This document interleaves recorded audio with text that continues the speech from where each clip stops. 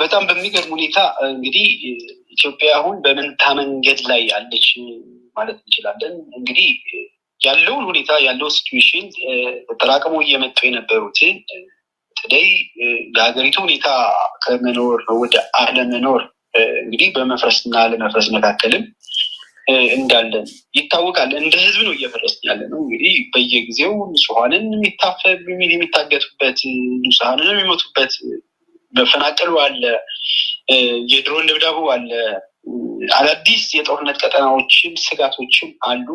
ይሄ በግልጽ የሚታዩ ናቸው። በሌላ በኩል ደግሞ ያው እንግዲህ የምርጫ ዝግጅትም አለ። እንግዲህ የምርጫ ዝግጅቱ በነፃ ፍትሃዊ ምናምን እንኳን ቢሆን ኦኬ ብዙ ማለት ይቻል ነበር።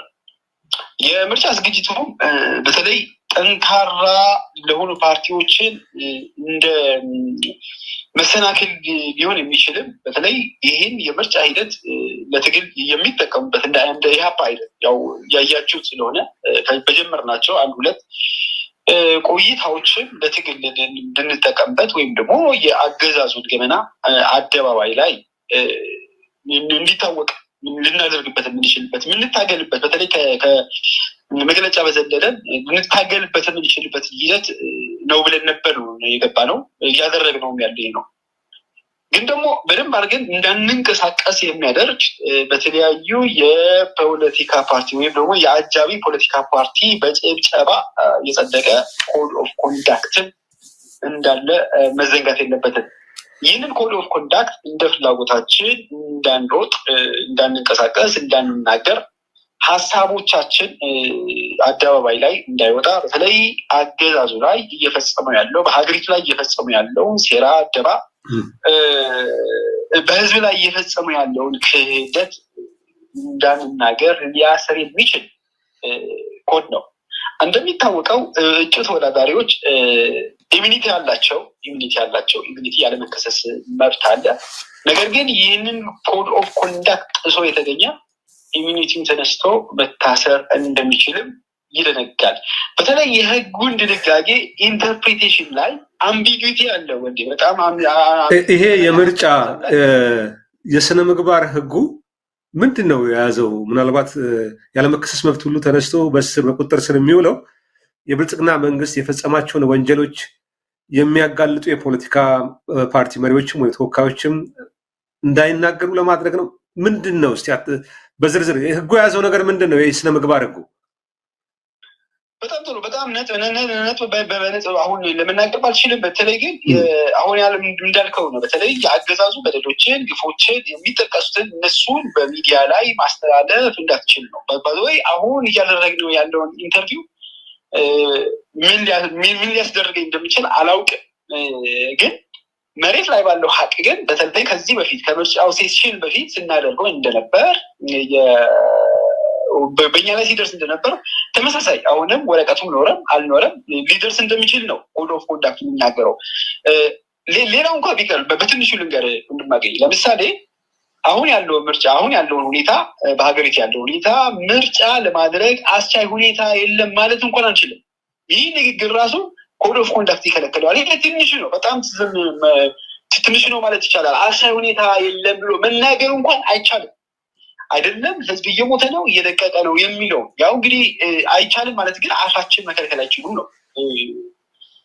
ባገኘነው አጋጣሚ ባገኘነው እድል እንግዲህ በህዝብ ላይ እየተፈጸመ ያለውን በደል ሴራ መናገር ግዴታ ነው ያለብን። ለዚህም ነው በዚህ ሴክሽን የገባ ነው። ኮድ ኦፍ ኮንዳክቱ ግን ያው እንግዲህ ሆን ተብሎ በተለይ ጠንካራ ለሆኑ ፓርቲዎችን እንደኛ እና በእኛ ቅንጅት ያሉ ፓርቲዎችን ተብሎ የወጣ እንጂ ለሌሎች አጃቢዎችም አይደለም። ምክንያቱም በኮድ ኦፍ ኮንዳክት ከመውጣት በፊት የነበረችውን የአንድ ቀን ውይይት አብዛኞቹ አጃቢ ፓርቲዎች በሚባል ደረጃ አጨብጭበው የተቀበሉት ህግ ነው ማለት ይቻላል። ከተወሰኑ ከኢህአፓ እና በኢህአፓ ዙሪያ ያሉትን ፓርቲዎች ውጪ ኮድ ኦፍ ኮንዳክትን ተቀብለውታል ማለት ይቻላል። ይህ ኮድ ኦፍ ኮንዳክት ግን እንግዲህ ለማን ይጠቅማል ያልን እንደሆነ ማነው ተርጓሚውስ እንችል ይህን ህግ ተርጓሚ ያስፈልገዋል። በተለይ ከምርጫ ቦርድ እና ከሌሎች የሚመለከታቸውን የፍትህ አካላትን ይህንን ኮድ ኦፍ ኮንዳክት ይተረጉሙታል። እነዚህ አካላት ገለልተኝነትስ ምንድን ነው? ለማን ወገንተኝነታቸው በምንል ጊዜ ወገንተኝነታቸውን ግልጽና ግልጽ ነው። ስለዚህ ማንን ማጥቃት ማንን ማሰብ ነው የሚችለው ምን ከሆነ ይሄ ኮድ ኦፍ ኮንዳክት እንግዲህ ሀቀኛ ተቃዋሚ ፓርቲዎችን ለማጥቃት የተደረገ ነው። አላማው አገዛዙ በህዝብ ላይ እየፈጸመ ያለውን የጦርነት ቀጠናዎችን የጦርነት ስጋቶችን እንዳይወሩ ወይም ደግሞ አገዛዙ እየፈጸማቸውን ያሉትን በደሎችን ላለማጋለጥ የሚደረግ ነው። ምክንያቱም በህዝቦች ላይ ልዩነት ሊፈጠር ይችላል የሚል ትርጉሞቹ በተለይ ቃል በቃል አንድ ቀን በዚህ ሙሉ ኢንተርቪው ማድረግ እንችላለን ብዬ አምናለሁ። ኮዱን ይዘን ማለት ነው። በጣም አሳሪ የሆነ ህግ ነው ማለት እንችላለን። በተለይ በዚህ ምርጫ በጠንካራ እሳተፋለሁ የህዝብን በደልን በአደባባይ አወጣለሁ ብሎ ለሚንቀሳቀስ በተወሰነ መልኩ የሚይዘን ነው ማለት እንችላለን። ምክንያቱም ግን አፋችን ላይ መቆም አይችሉም። እንደነዚህ አይነቶችን በመንግስት ሚዲያ ሀሳባችን ይቆርጡታል ማለት ነው። አያስተላልፉትም። በግልጽ ነው የሚነገረው። እነዚህን ችግሮችን ሊያጋጥሙ ይችላሉ። ወደ ነባራዊ ሁኔታ ሲንምጣ ወንጌ በተምቀድም ጥያቄውን አንስተልኛል። ወደ ዋናውን ጥያቄ ስመጣ በተለይ እንዴት ነው ያለው ምህዳሩን በደንብ አድርገን እንየው። ምንድነው ያለው ሁኔታ ከትናንትና ይልቅ አሁን ምንድነው የተለየ ነገር ያለው የሚለውን እንግዲህ ትናንትና ላለፉት 2 ዓመታት ማለት ይቻላል እንግዲህ በተለይ በአማራ ክልል አክቲቭ የሚባል ወይም ደግሞ ፉል ፕሌይ ጦርነት ነው ያለው። እንግዲህ አማራ ክልል ደርሰን እንደመጣ አሁን በወሬ ብቻ አይደለም ማውቀው አማራ ባህር ዳር ደርሼ መጥቻለሁ። ያለውን እንዲያፋ ሄደን እዛ ጽሕፈት ቤት ለመክፈት ሞክረናል። የህዝቡን ሁኔታ ህዝቡን ያለበትን የስጋት ሁኔታ ለመመልከት ችለናል። ከተማው ላይ የሚንቀሳቀስ ታጣቂ አለ። የወታደር መጋሚስ የመከላከያ ኃይል ማለት ነው ወይም ደግሞ የአገዛዙ ሚሊሻዎች በከተማው ላይ ይታያሉ። በስጋት ላይ ያንዣበበ በተለይ ባህር ዳር እኔ ከዚህ በፊት ማውቃት አለ። ባህር ዳር በፊት የነበራትን ድምቀት የላትም ማለት ይቻላል። ወደ ምህዳሩ የምንፈጣበት ጊዜ እንግዲህ ሚዲያዎችን በተለይ እነዚህ እኛን የምንጠቀምባቸው በሀገር ውስጥ ሆነው እኛን የምንጠቀምባቸው ሚዲያዎችን የህዝብ ችግርን በአደባባይ ላይ በተለይ ከአገዛዙ ተጽዕኖ ወይም ደግሞ ከተለጣፊነትን ወጥተው የህዝብን ችግር ሊያወጡ የሚችሉ ሚዲያዎችን በመዝጋት ይታወቃል። እነዚህ ከዋዜማ ማለት ይቻላል። ዛሬ ደግሞ አዲስ ስታንዳርድ አይተናል።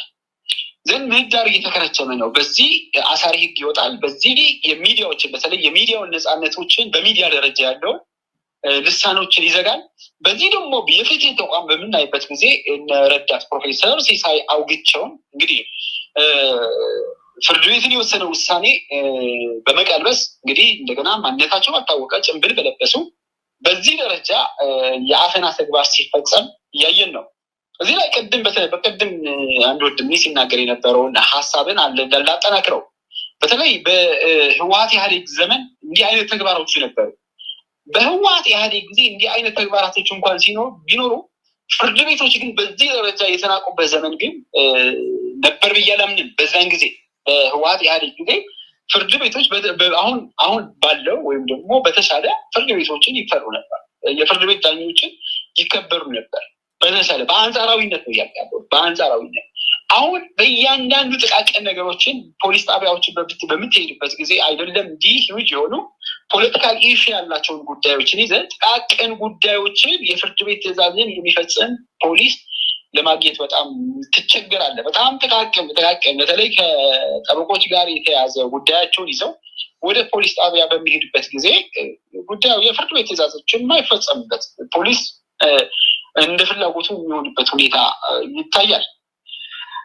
ስለዚህ ያለው ሁኔታ በተለይ ከዚህ ከፍትህ ከነፃነት ከምህዳር መስፋት አንጻር በምናይበት ጊዜ ከትናንትና ይልቅ ነገሮችን እየጠበቡ የሄዱበትን ሁኔታ ያለው ከጦርነት ቀጠና በምናይበት ጊዜ ደግሞ እንግዲህ የሰሜኑ ውጥረት የአማራ ክልል ብቻ ነበር።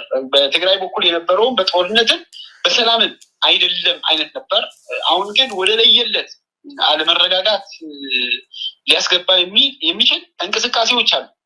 እነዚህ እንቅስቃሴዎች ብቻ ግን አይደለም ወንድም አገኝ በሰሙኑ የወጣ ያለውን እኔ በማህበራዊ ሚዲያ ገጼ በፌስቡክ ገጼ ጽፌዋለሁ። የዚህ ኢንቴንሽን ምንድን ነው የሚለውን ነው። እንደሚታወቀው በተለይ አሁን የሆነ ሰዓት በምርጫ ቦርድ የወጣው ወረቀት ነበር። አሁን ደግሞ የፌዴሬሽን ምክር ቤት አወጣው ያለውን መግለጫዎች አሉ። እነዚህን እንድምታቸው ምንድን ነው መያዝ ያለበት ወይ እነዚህን አንድ ህዝብ ግን ሁለት ቋንቋ ተናጋሪ እኔ በማህበራዊ ሚዲያ ገጽ የጻፍኩት ይሄ ነው። አንድ ህዝብ ግን ሁለት ቋንቋ ተናጋሪ የሆነው የትግራይና የአማራ ህዝብ በተለያየ ጊዜ በአገዛዙ እንዲዋጉ ብዙ ጥረት ተደርጓል። ብዙ ጎስጓሶችም ተደርጓል። ብዙ ግፊቶችም ተደርጓል። እነዚህ ህዝቦች ግን እነዚህ ህዝብ አንዋጋም ብሏል። ወይም ደግሞ በአገዛዙ የተፈበረኩ እንዲዋጉ የሚያደርጉ ብዙ ምክንያቶች ነበሩ። እነዚህ ምክንያቶች በሙሉ ቀልብሰው እስካሁን ወደ ውጊያ ወደ ተኩስ አልገቡም። ብልጽግና አሁን የመጨረሻውን የሺህ ጠጠር ነው የሳበው። እነዚህ አንድ ህዝብ ሁለት ቋንቋ ተናጋሪ ደም ለማቃባት የመጨረሻ የሺህ ጠጠር ስበዋል። እንደመታደል ሆኖ ደግሞ እነዚህ ሁለቱም ህዝብ ይህንን ሴራ የተረዱት ይመስለኛል። መንግስት ወይም ደግሞ ብልጽግና ወደ ገሰላቸውን የሞት ድግስ ደም የመቃባት ድግስ ዘለው መግባት አልፈቀዱም። በዚህ ልክ ነው በተለይ ማመስገን ፈልገው በአማራ ክልል በኩል በተወሰነ በኩል በትግራይ በተለይ ከጌታቸው ረዳ አዳዲስ ተደማሪዎች ውጪ ይህንን ሁኔታ እየተረዱት ይመስለኛል። በዚህ መልክም ነው እያስኬድ ያሉት። በተለይ በዚህ ከሁለቱም ጽንፍ ሆነን በገለልተኛ ሆነን የትግራይና የአማራ ህዝብ ፖለቲካ የምንከታተል ወይም ደግሞ ኢንተረስት ያለን በእነዚህ ሁለቱም ህዝብ የጋራ ታሪክ፣ የጋራ ሃይማኖት፣ የጋራ ማንነት፣ የጋራ አብሮ የመኖር ያላቸውን በመሀላቸው ላይ የፈጠረውን ቁርሾ በመቅረፍ ላይ ኢንተረስት የነበረን አካላት ስንሰራ የነበርን ሰዎች ላይ ይህንን ሴራ ምን ሊሆን እንደሚችል በደንብ አድርገን እንገነዘበው ነበር ብቻ አይደለም፣ ግን በዚህ ሴራ ውስጥ ደግሞ እንዳይገቡ የራሳችን ድርሻ ስንወጣ ወይም ሲወጡ የነበሩ አካላቶች አሉ። በዚህም አለመውደቅ ይህን ሴራን በመረዳት ያሳዩት ተነሳሽነት ግን አገዛዙ ወይም ደግሞ ይህን ድግስ የደገሰውን አካል የሀፍረት ካባ ያከናነበ ነው ማለት እንችላለን። በጣም አመሰግናለሁ አቶ ይስሐቅ ወልዳይ የኢሃፓ ግንኙነት ክፍል ኃላፊ።